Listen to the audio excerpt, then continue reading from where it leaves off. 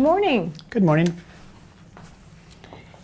Could you please state your name and your birth date? Why are you asking me this? Well, I just want to make sure that you are who I think you are. Well, that's a good idea.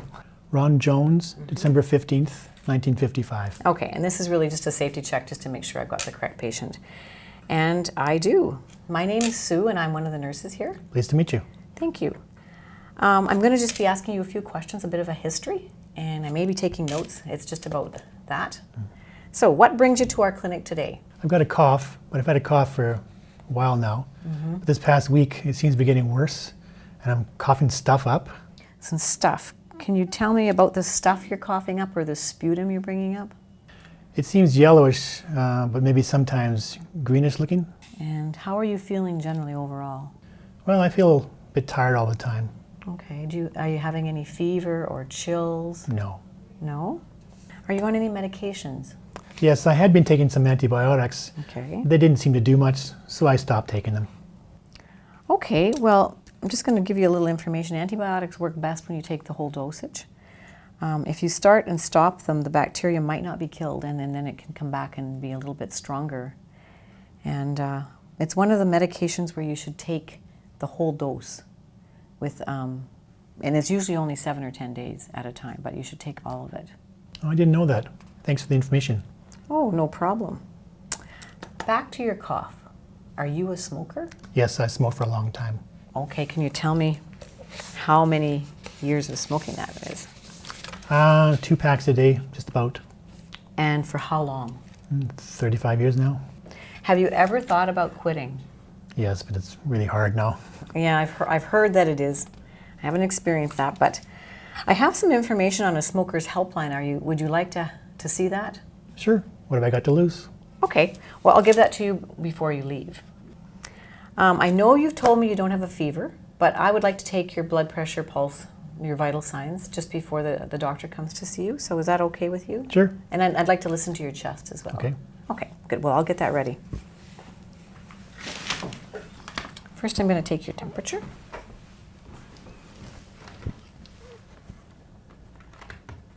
Okay. So I'll just stick this under your tongue. I'll hold it because it's kind of heavy.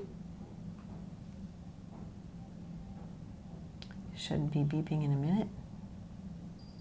Great. Okay. I'm just going to put this in the garbage.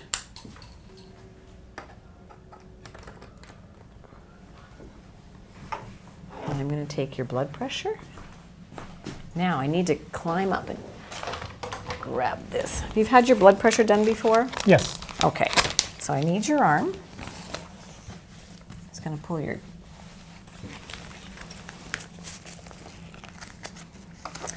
And I'm going to have to get my stethoscope. And have you had your blood pressure done before? Yes. Okay, do you know what it is? No. No. Now I'll take your blood pressure.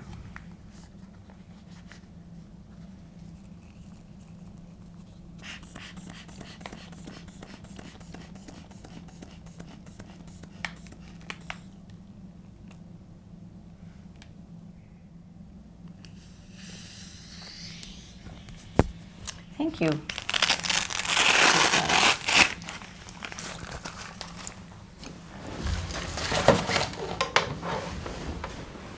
Now, lastly, I'll check your pulse. Excuse me, I've got too much.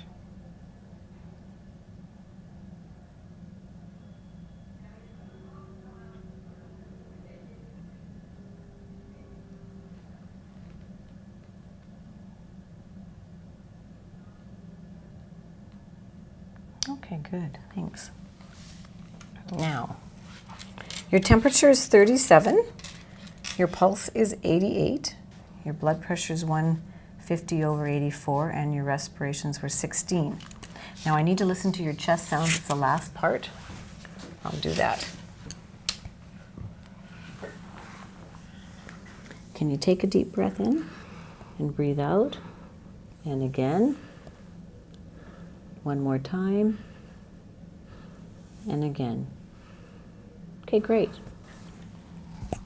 I hear wheezing in the lower part of your lungs. Do you feel that when you're breathing? I think so, yeah. Yeah. Okay, so I've got your vital signs and I've listened to your chest with some wheezing. The doctor's going to be coming in next. I'm just going to give her the results of what I've just done, and she'll come and visit with you, and then I'll see you after that. Okay, Okay, thanks. good. All right.